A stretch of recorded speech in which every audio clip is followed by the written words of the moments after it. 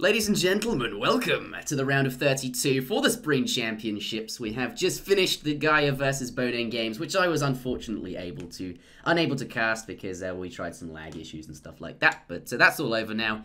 Pretty good series, and I'm not going to talk about the ending, never mind. But here we have another series for the round of 32. Of course, that means 32 players battling it out for a space in the next spot, which will be the round of 16, of course, and then semi-finals, etc., etc. But Nagayumi, a very strong player from the Japanese community, as is Bonang, both very good players, and both of which went very far in PK Clan Tournament 4. Here they are in this particular tournament, and we have Nagayumi picking himself up the 50 wood treasure right off the bat there, as Germany starting with just the one wood crate, or actually 2 wood crates, I think. Yeah, definitely 2 wood crates. It's 250 wood there.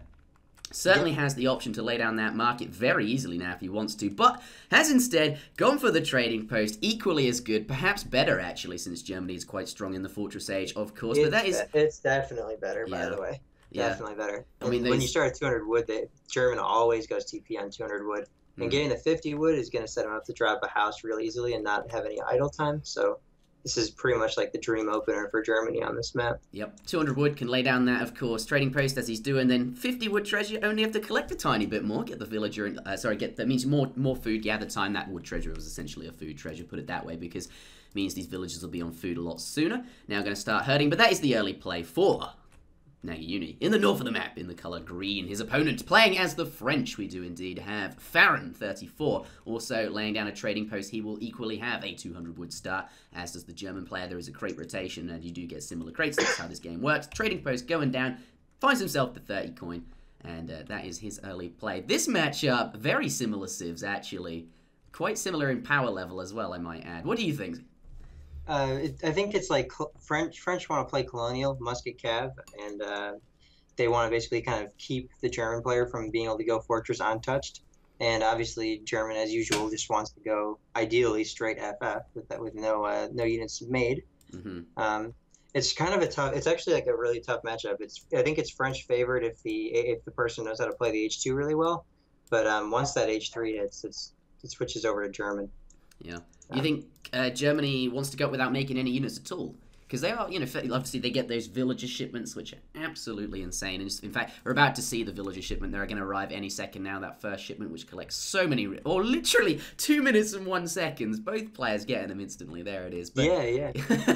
Like, you can see, like, how competitive they are. Because obviously you start the game and you get, I don't know, like 2 XP or 4 XP every 2 seconds or something like that. And obviously you're going to have equal XP, and then the shipments will arrive equally, and they're both clicking that button, like, literally as it became available. Like, you can see how into it these people are. But yeah, 2 villages, and of course that's equal to settler wagons, rather. That's 4 villages for Germany. It's like probably one of the better shipments. Well, I'm just going to say it. I said it yesterday. The best shipment in the game. 4 villages, age 1. Wow. And similarly, French get that 3 vill shipment. 3.75. Yeah, 3.75 is pretty darn close. So. It's pretty close, yeah.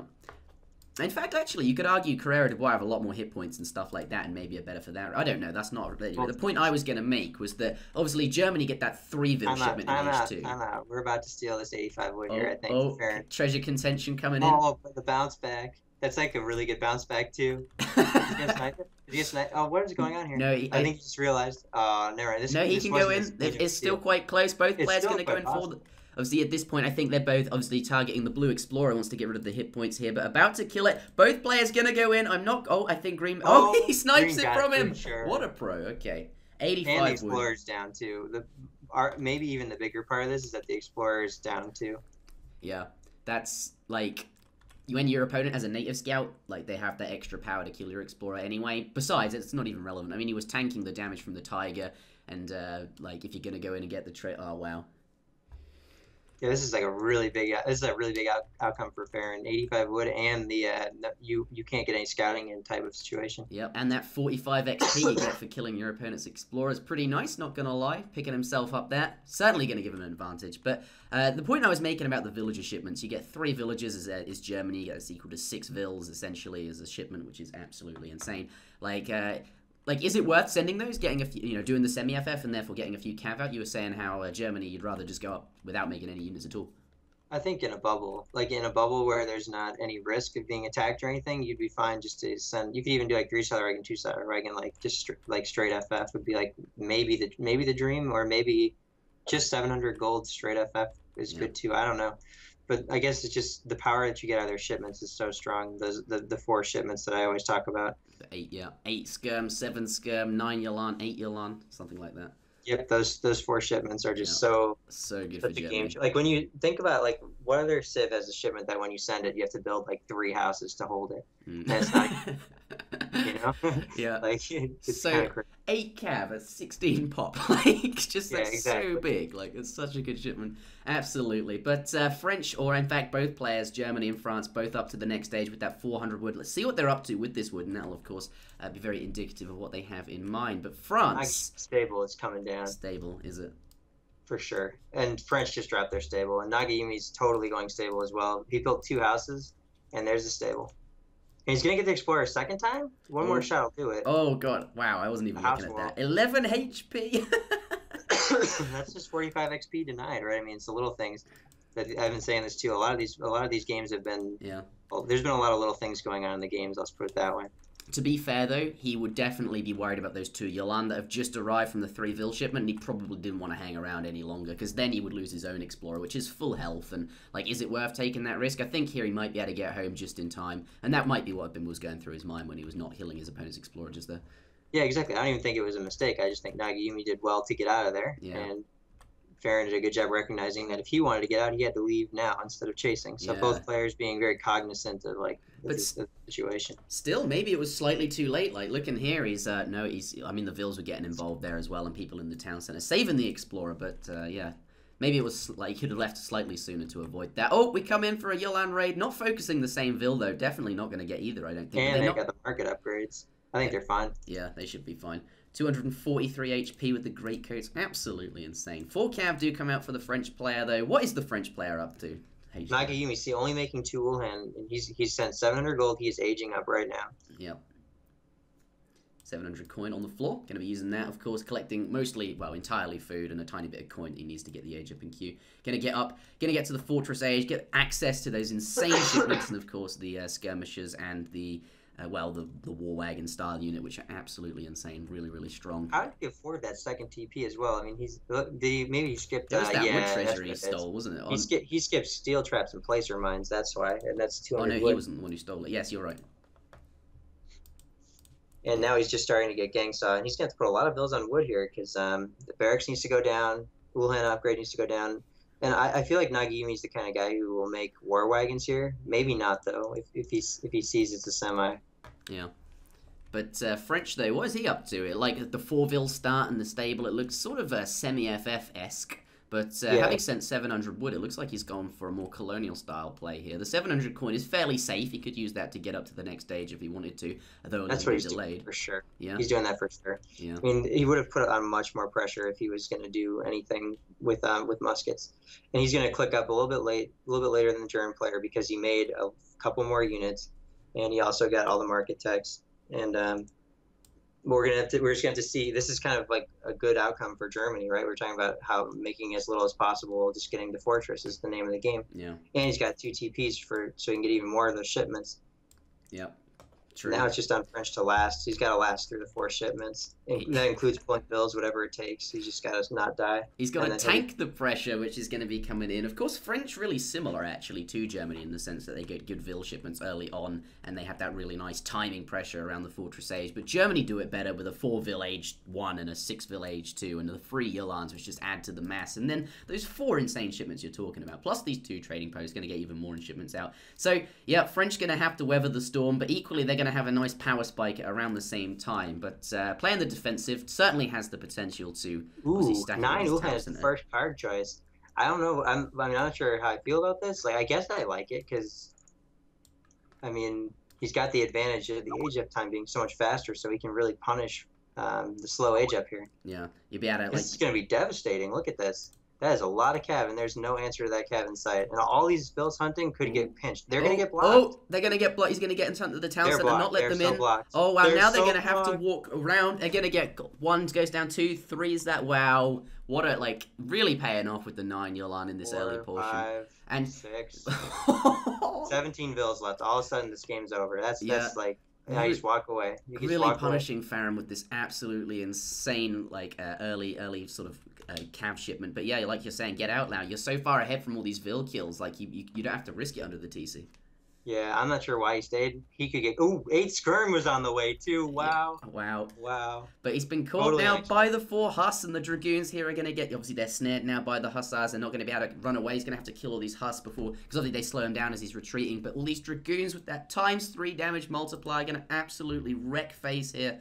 And of course, not going to be able to get that skirm shipment, which he was perhaps waiting for. You know, he's like, France often send 8 skirms as their first shipment. I'll wait here to catch it just as they pop out.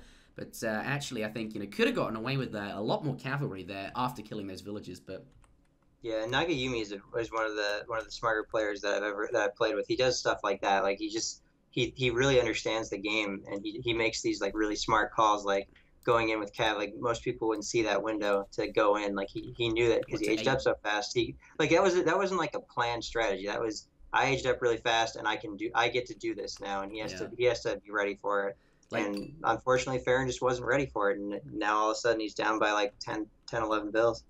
It's so punishing. Like, if you can do it. I mean, the Cavas, like, they just got such high DPS. You just like mass like DPS down anything that pops out the barracks, and of course the villages that we saw, which wow, yeah. But now certainly waiting for the skirm shipment map anyway. But here we are. Yeah. I mean, now it's just. I mean, it's unfair and to magically kill all that army and then start doing economic damage. Otherwise, he's done. I mean, that's just too much of a deficit, I think, to be down. 3 war wagons coming out though, not going for the other skirm or the other Yolan shipment here. Do you like this adding to his composition? I mean, his opponent isn't actually making a whole bunch of hussars or cavalry in general. I mean, dragoons aren't counted; they don't take any bonus damage from war wagons. What do you think of that? I'm not a fan of war wagons, as you know. So I'm not. Actually, in my German deck, I don't even have the 3 war wagon card. You don't like it? No, I'm not a fan at all. But it's 900 resources, dude. Those things are good.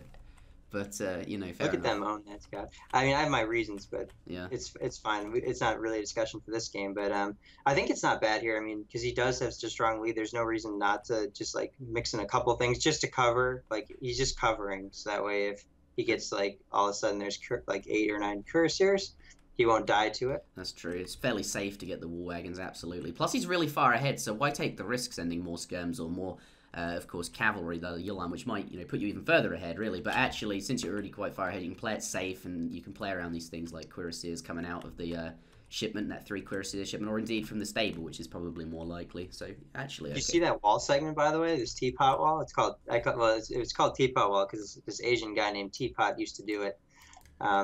Basically, these wall segments provide way too much line of sight, so you can just like drop a few of them everywhere. Oh, and yeah. Then it just totally deterred these 4 Ulan from raiding. I guess he's like, oh, now you've seen me. Never mind. I'm gonna. Yeah, these 4 Yolan here, though they are coming in the house and market. Have scouted them though. No, actually, he's just gonna go away. Perhaps he knows those dragoons are on the way back or something. Like maybe. Yeah, he's just not gonna take that risk when there's so many goons on the field. Yeah. I'm gonna turn. Did he make like 1 war wagon? Or 2? He made 2. Okay, I was confused. Like, who makes 1 war wagon? Yeah. But look at, he's just so outnumbered. Like, it's like the skirm differential is just so big. Looking at the military difference. And when you have skirm dominance like that, you're the one who gets to poke. So he can just kind of keep charging at him. Wow, sorry, my game was really loud. I just had to turn it down, so I wasn't looking. Okay. There's a little bit of freezing while you did that, I think. Oh, was there? Okay, that would make sense. Sorry about that. And right now, basically, Nagayumi's just chasing down and using that skirm advantage to just kind of slowly piece together a win here by killing skirms like this. He's gotten 4 or 5 of them just by chasing it down. He's going to get another 2 here. Wow, yeah. One more, and then probably 1 more here. Just, like squeezing the value out. Like, you can just force down, like, 2 or 3, 4, maybe skirmishes. And now, obviously, your opponent doesn't want to take the fight because you've got so many more units that's just not favourable to do so at all. So he's going to have to try and keep getting further and further back. But whilst you're forcing him back, you're picking off a few units here and there. Really good. Exactly. You see this one Ulhan back here? Where? Oh, I see. This one. Was he raiding? He's trying. He was going to. He's just kind of. You see how carefully he's playing this game? He's not forcing any engages, not going to the town center. Playing super careful. Yeah. And he's got this Ulhan over here, which is going to disrupt his mind. But the 2 cannon shipments do pop out. Going to be really good against the skirmishes there. But I'm not sure. Like, there's quite a lot of units, really. He could just walk in and like sort of shoot them down. It's a lot of cav. I'm not sure how well he's going to get a do hold really of. well against cannons too. They have that ×2 damage multiplier against artillery, but can he get this around with the Yulans? They're going to go in. One cannon does go down. He's going to DPS down these Dragoons as well. If remember, Yulan have a really high hand attack, and they're good against anything that they're doing damage to, including Dragoons. Just absolutely annihilating everything. Obviously, they don't have very many hit points, but if they're doing damage, that's okay. And by the looks of it, Farran cannot hold the pressure. The German player takes the win. First victory going to Nagayumi. Well played. Yeah, that was a great game. I mean, Nagayumi just had Nagayumi's made like the right call with those cav, and it was like I said, it was not like you know, now everyone just go out and copy that and go send the 9 Ulhan and right click on the person's town center. It was because of the age up times and the way that the early colonial played out that he made that choice. So it was just a really smart adaptation. Wow. Yeah. Nagayumi certainly a very good player, as I said, like on par with Boneng in power level. Both players really good, and I've seen a lot of them throughout the time I've been doing this. So yeah, absolutely. But stay tuned, everybody. We're about to head into the second game. This is a best of 5. First of 3 victories win, and the score is currently 1-0 in Nagayumi's favor.